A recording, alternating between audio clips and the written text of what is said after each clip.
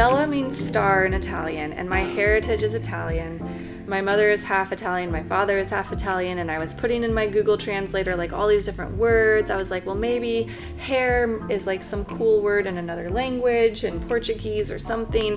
And so I just like for a week, I just kept putting in like any word that would like enter my mind and just see, because I didn't want it to be Alisha's Salon, you know, like another name on the door. Yeah, so we're Red Star.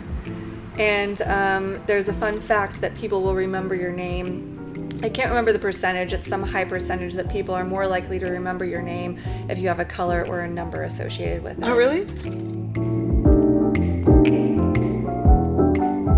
So I guess I started becoming passionate about hair when I was a kid.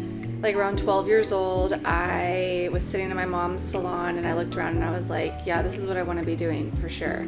And then I would like walk through the mall and like all the mall salons, I'd be like, that's my dream someday. That's my dream someday.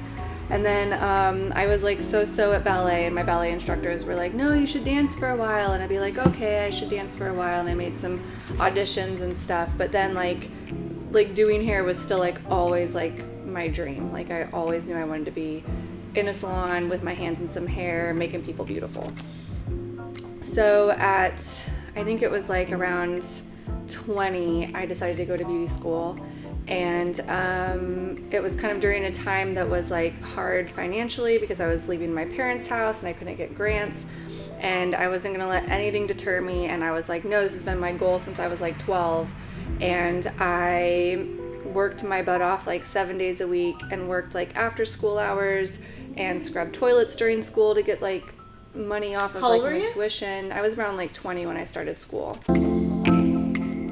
I started at Baldwin Beauty School, and then I got my first job at Jose Luis Salon, and I did an apprenticeship program with Jose for a year, and then I was with his salon for about 5 years. And then I started renting from another salon, like rented my own chair and kind of did my own thing, but was like always looking for my next step. I asked one of my longtime clients, Terry, I was like, can you come and look at this place and see if you think it would be a good business opportunity for me? And when we left the salon after her appointment, she was like, I want to open a salon with you. And I was like, you do? I was like, you're the third person in like a month to tell me about this, so maybe I should do this. So Terry and I decided to branch off and do our own thing together, and we founded and opened Red Stella. I bought her out like last year, so it's mine now. And then Israel, my husband, came on to the business probably like 5 or 6 years ago, 5 years ago. And so now we run it together. You know, she took a big risk. She took a personal loan to invest in opening a new business with a young person. I think I was like 26, 27 at the time, who I didn't have a business degree. And so she took a big risk and like a personal risk. So her interest rate was really high. And it was also during a time when my brother was really sick in the hospital. So there was like a lot of stresses going on in my life. And Israel was like, if you don't take this opportunity, he's like, it's never going to present itself again. Like, you need to jump at this. And he's like, yeah, it's a high interest rate, but she's taking a huge risk to put up this capital for you to open this business. So it was one of those like once in a lifetime opportunities that's like that door that's really scary, that you're like, I don't know how to manage this or how to do this, but I need to figure out. And you can only figure it out as you go. So you just have to like step through that door. You have to like say goodbye to fear and just figure it out. And so he really encouraged me to like let go of my fears or face my fears as I walked through that door, because it was a world that I didn't know. I was 27 and I only knew hair, and I was like, I don't really know how to like start a business.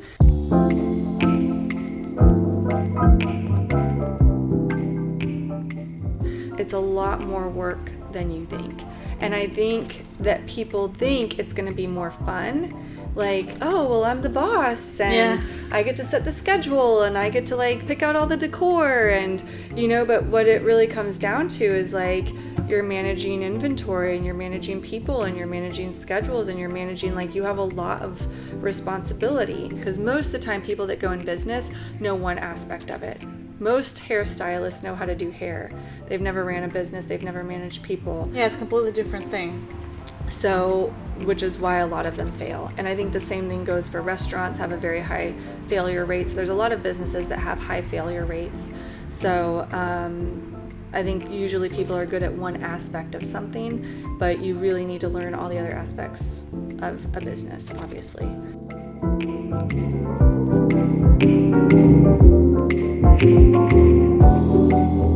I honestly do feel like Red Stella is a blessing, and I honestly feel like sometimes it's not mine, even though it's mine. I feel like the universe kind of brought it into my path and into my lap and provided this opportunity for me. And I don't know, I think it's to help me grow as a person and as a leader, because it has pushed me to grow. It has pushed me out of my comfort zone. It has made me better at managing people, because that's a really hard thing to navigate, is like managing people and personalities and communication styles and the people you serve. Just all of it is really difficult. So I feel like I have grown from that. And along with all of the managing stuff, with just the people involved, then you have to manage the business aspect of the numbers and making sure. I mean, in the beginning, I was like, okay, we're bringing in this much money. Is this the right amount of money to be bringing in? Like, I don't know, I have this many people and I have this much overhead. Like, how do you really calculate what is the right goal for your business? And I think a good piece of advice would be to always hire to your weaknesses. So wherever you feel the weakest at, hire somebody else that's their strength to make you stronger. Yeah. So in the beginning, I was like, I don't have a budget and I need to be doing everything to save money. But I realized I'm not an accountant, I'm not a CPA, stop trying to do the taxes. Like, hire someone to do that. Like, I'm not a consultant, I don't have a business degree. Like, hire someone to help me make this successful and make sure my percentages are set up right, like XYZ. So definitely hire to your weaknesses to make you stronger.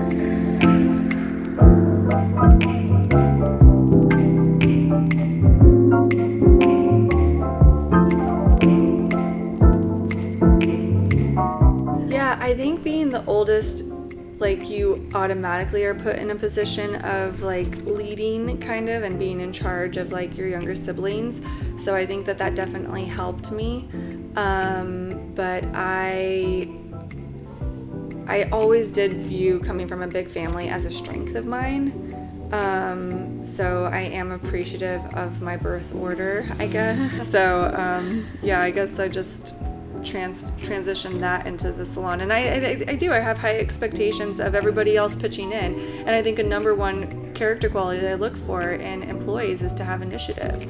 It's about being positive and being a team player. And what I tell my team, I always refer to them as my team. And I feel like that is supposed to set the tone. That verbiage always sets the tone as well, to make sure that everybody knows that we are a team. And you might not be best friends with everybody that works here.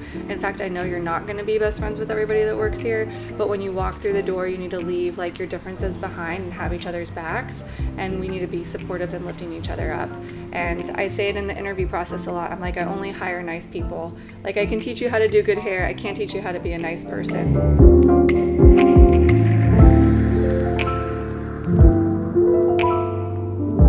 I have about 5 educators right now, and you train under each one of us with different shifts during the week.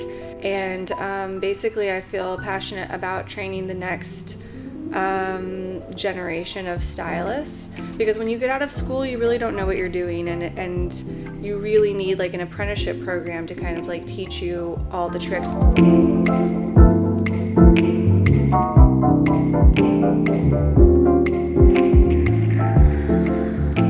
So I love telling this story because I think it's inspirational for people who are scared of failure, but really it's like there's nothing to be scared of, because if you don't make it, you're still in the same position that you were before. But if you do make it, like, so many doors can open for you. So the color line that we carry is Wella, and she came at like one of the meetings and was like, hey guys, we're having this competition and all you have to do is upload some of your photos and you enter. And I was like, okay, that seems easy enough. Like, I didn't really know what it was. Like, she kind of gave this like very simple like announcement about it. And so like I went online afterwards and I looked at the competition, and it was like, just enter your top 3 like editorial pictures. And so I was like, oh cool. So I like entered top 3 of my pictures. And then it was during a time after I had my first baby, and I was in the middle of nursing, and I don't know where I was, like at some checkup or something. I get this call on my phone, and they were like, hi, you've made it as a finalist into our competition. I was like, what competition? I was like, what? But like, what does that mean? I was like, where is it? I was like, am I gonna have time to nurse or pump or like, you know, like I was in the middle of like mom life, and I was like, where is it at? And I just really didn't know like how big of a deal it was. I was like, well, how many people entered? And she was like, this is a national competition. And I was like, really? And I was like, well, I'm like one of how many people? And she was like, you're one of like 8 people. So I went to it in Dallas, and I realized like, oh, this is a big deal. Like I realized like I need to do this. And so then once I experienced it, I decided I need to enter every year. Like this huge company, worldwide company is putting on a major competition throughout the entire US for us to enter, and giving us a chance to showcase our work, giving us a chance to work next to international artists, because along with showcasing us, they're also showcasing their new lines with their international artists. So you get to like create right next to like Omar, you know, who's like the head of Sebastian. Like I'm breathing the same air as him. Like he's like that. He's amazing. And like Anthony Cole and like all of them, like they're an international team. There's only I think like 5 of them. So working next to them, and like I realized just how big it was and how many people I got to meet and how many doors it opened for myself within a big color company. And I think it's important to do competitions, because sometimes when you get behind the chair, you're constantly creating things, but you're creating things for your clients. Mm-hmm. So you're never creating things for you, and you're never pushing yourself creatively without someone putting limits on you. So a lot of times someone wants a red, and you have this idea like, oh, I could add some copper into it or some orange. No, I want it to be more auburn and natural. So there's always some sort of limit. So when you take away the limit and you allow them to have creative energy, and you can enter 9 different categories in this one particular competition that I like to enter, which is the BEA Awards. And the Beauty and Vision Awards allows you to pick which category you want to enter. So you can enter styling or color, or there's all different types of categories. So when you get a model, and I shut down the salon for a whole day, and I have everybody bring a model, and sometimes they're like, I think they say like, oh, I'm not really into competition, because they're scared, because there is some sort of fear about entering. And so I say, I don't care if it's not your thing or not, you have to do it. Like, it's okay if it turns out terrible, it doesn't matter. Being here and having the creative energy and trying something new is what it's all about. So I hire a photographer, and everybody puts their looks together, and I try and prep everybody for like at least 3 months in advance, so they can start like getting inspiration, building a mood board and an inspiration board, and then they can build their creative piece. And then you get a photo of it at the end, and then you submit that photo for the competition. And this year we had 2 semifinalists, and they were both two of my newest stylists that I put out on the floor. So I didn't even make semifinalists this year, and they did. So I love when like the newbies come up and like shine, you know, and it's just like so, and I'm like, see, you wouldn't even have known you would have made this if you didn't enter. And I think that's the key, is like you never know unless you try.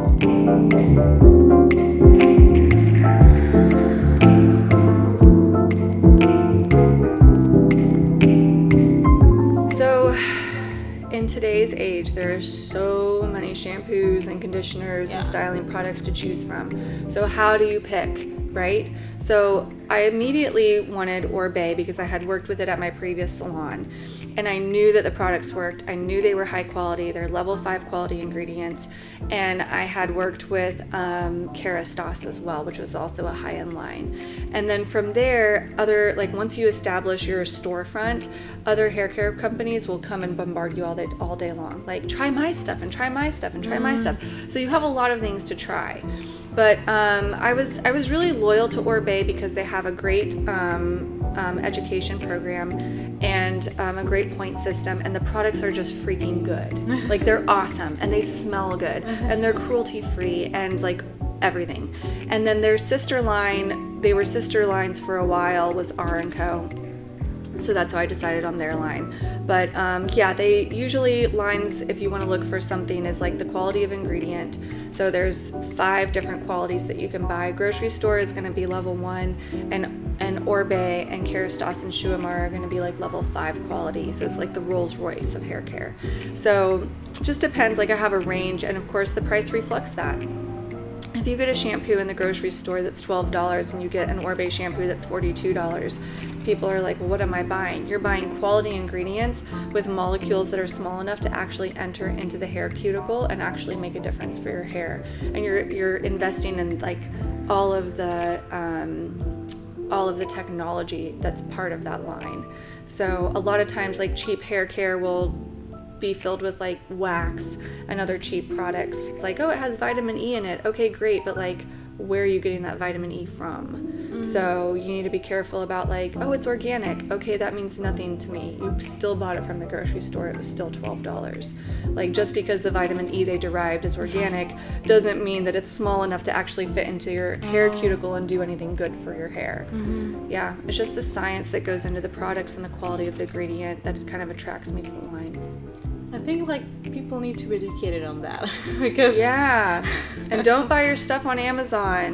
You don't know how long it's been sitting in a warehouse. Always buy your stuff from a salon. Oh, really? Yeah, makes a difference. So we've made a couple years for like top 200 salons in the nation for growth. We were growing exponentially in like our beginning years, so that was really cool to see. I think like an average salon grows at like maybe, I think it's like 4% a year. We were growing at like 30% a year. So that was cool to get featured in those magazines. And I think successful salons in the nation are considered successful if you reach 8% profit at the end of the year. So even though, you know, you're producing 1.2 mil, like 8% of that, if you can keep that, and that's like under 20% of salons are doing that. So wow, it's a very 8%. Yeah, it's a very small percentage because the overhead of running a business is so high. So if you're off, if you think you only have an 8% wiggle room, you know, of a goal that you're trying to reach, it would be 8%. I mean, obviously you want to like break even and then have some left over, like make some sort of profit. So it's just, it gets a little complicated with just making sure, if you don't have any of that experience, how do you learn that?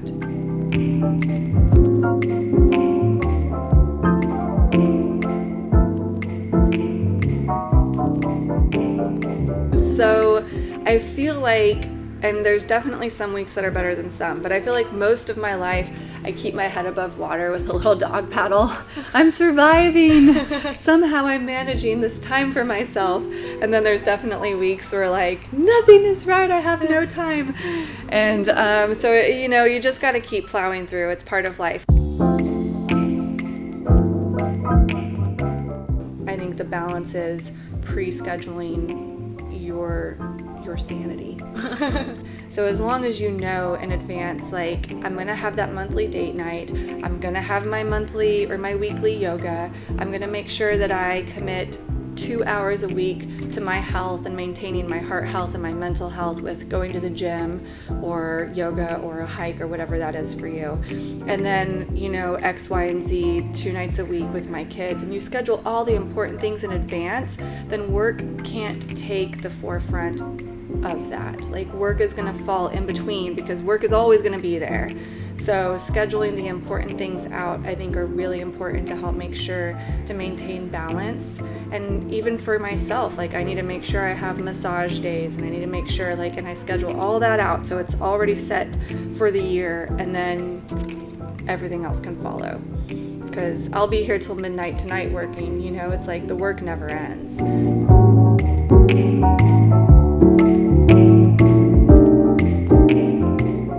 They say ink it, don't think it. So you have to write it out, you have to put it on paper. I've had my dream house on my goal board for 8 years before I found my dream house. Like, it was on the cul-de-sac, the layout was the way I wanted it to be. It had a hot tub, it had a pool, but I like dreamed about that house for like 8 years, you know, and we had our first little starter home, and then we found the second home, and I was like, this is the one that I've been dreaming of. So it can be your house, your goals, whatever it is for yourself. It's definitely like those dreams that are inside, they're there for a reason. Like, we're all here for a reason. Don't forget it. Understand that you hold the power to create them. Yeah. Take that initiative and take the first step. Take action. Take action. Ink it, don't think it. Once you put the pen to paper and you write it out, you have created a physical action in the universe, and the universe has to listen to it. Don't let go of it.